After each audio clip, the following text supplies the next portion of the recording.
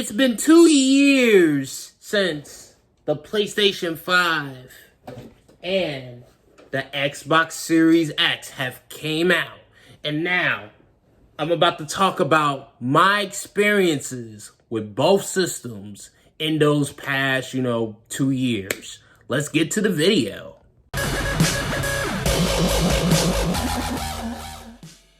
What's up, YouTube? It's your boy, Lavon Cason, back at it again with another video.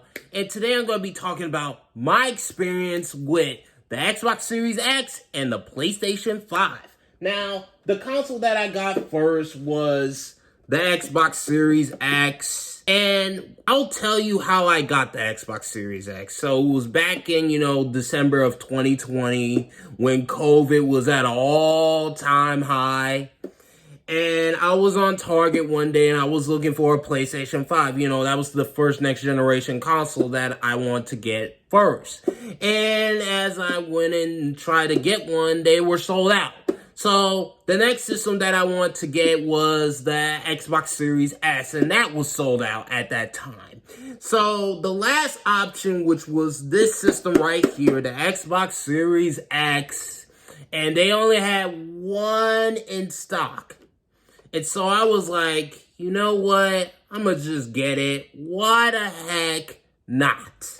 So I got it. I went to Target and didn't pick it up. And then the rest was pretty much history. My first impressions of the Xbox Series X at that time in 2020 was that it felt like a big iPhone upgrade. That's what it felt like to me when I upgraded from my Xbox One X to my Xbox Series X. It didn't really feel that next gen to me at that moment. It didn't start feeling next gen to me until I got Microsoft's Flight Simulator. When I played that made me say, yep, this is next gen right here. Yep, I'm in next gen. That's when next gen started to me for real, really, is when I got Flight Simulator. And after that, I started, playing some multi-plats here and there on the Xbox Series X and, playing, Xbox One backwards compatible games and 360 backwards compatible games and stuff like that. And of course, they ran better and, stabilized the frame rates of a lot of these, Xbox One games, because the Xbox Series X has a way better CPU than, say, the Xbox One X or the Xbox One VCR. So it was nice seeing those frame rate improvements and, resolution improvements when you play, Xbox One games, 360 games on the Xbox Series X. It was nice seeing those upgrades. Yeah, but the biggest problem about the Xbox Series X, and it's still a problem in 2022, is the lack of next-gen only exclusives.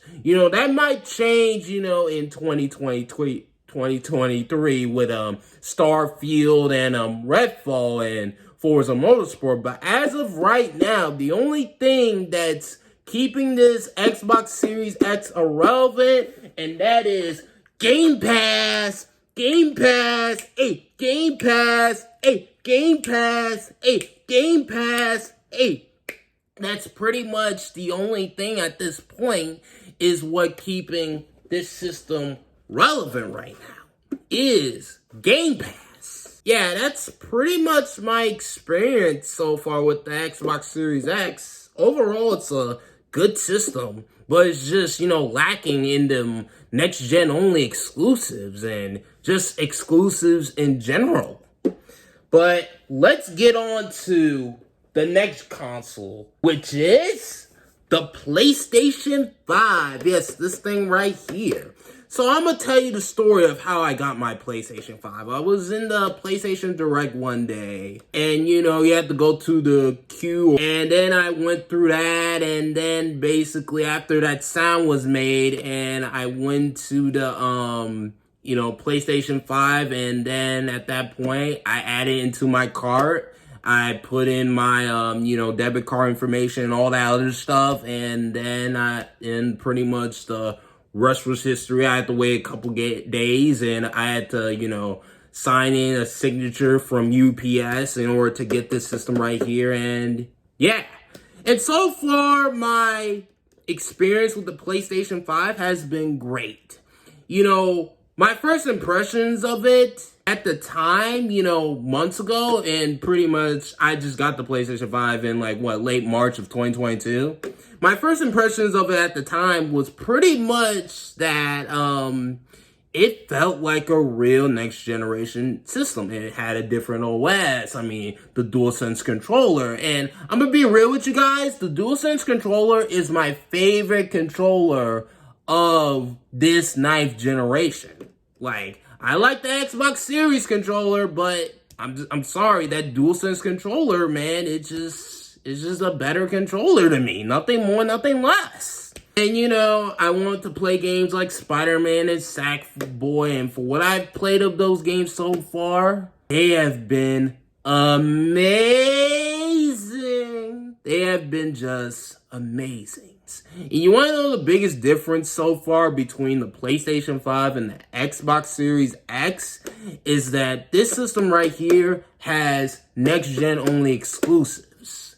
While the Xbox, Series consoles have just, cross-gen exclusives pretty much so far. There's been a couple of exceptions here and there. But I will say this, though. There's been a lot of PlayStation games so far that has been coming on the PC, though. And it makes you wonder, why not just wait for the games to come on PC instead of just paying, $500 to get another system that you're just going to play at the end of the day here and there. And, the whole day and date thing with Xbox when it comes to PC, they already been doing that since last generation. But with a PlayStation, the question is, when will day and date happen? I think it'll probably happen in 2025 or 2026. That's when I honestly think it'll happen. But I think next year, we're going to start seeing, PlayStation 5, exclusives coming on the PC, such as Returnal and other games like that. So expect the new God of War that just came out recently. Expect that to come on PC. Expect, Horizon Forbidden West. Expect that to come on PC next year. Yeah, day and date will eventually happen. I think it'll happen, like I said, in 3 years from now. That's what I honestly think. But yeah, overall, so far, what I've played the PlayStation 5 for, the past 8 months, it's been a pretty great experience so far. Now, let's talk about playing multi-plats on both of these systems. I'm gonna be real with you guys. I tend to, pick and choose, when it comes to multi-plat. Sometimes I feel like I want to play the multi-plat on the PlayStation 5. And sometimes I just want to feel like playing the multi-plat on, Xbox Series X. That's the experience that I've been having so far when it comes to owning both of these systems when it comes to playing multi-plats. That's just my experience when it comes to that. Honestly, I felt like these systems haven't been really utilized yet. And that goes for both systems. And there's been talks of mid-gen refreshes coming for, the PlayStation 5 and the Xbox Series X. And my thoughts on that is that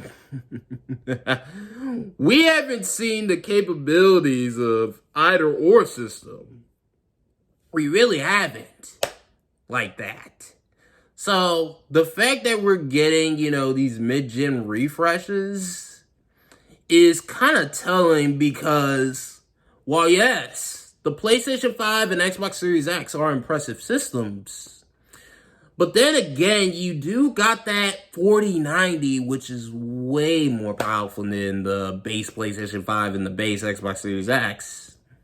So I expect these mid-gen refreshes or whatever to pretty much be, a decently amount better, like 2 or 3 times better than your base PlayStation 5 and your base Xbox Series X, It'll probably do like 4K, with ray tracing enabled. It'll probably, have other performance modes and quality modes and stuff like that in the games and all that other stuff. Yeah, I expect these mid-gen refreshes to come in at, 2024 or 2025? That's what I honestly think. And when it comes to these systems, coming in stores fully, I expect it to happen next year pretty much. That's what I expect. But that's pretty much been my experience so far with the two systems. They've been pretty good, but we haven't seen the full potential of both of these systems. Really, we really haven't yet. What has been your 2-year experience like with a next generation console, if you have one? Let me know in the comment section below of this video. Thank you guys for watching, and peace. So now that you have made it to the end of the video, I want you guys to hit that like button, hit that subscribe button, hit that notification bell, and when you hit that notification bell, you gotta hit all notifications, so that way you can be notified for future Lavon Cason tech videos, future Lavon Cason gaming videos, future Lavon Cason live streams, and also other videos that I do, such as, reaction videos and things of that nature. Bye.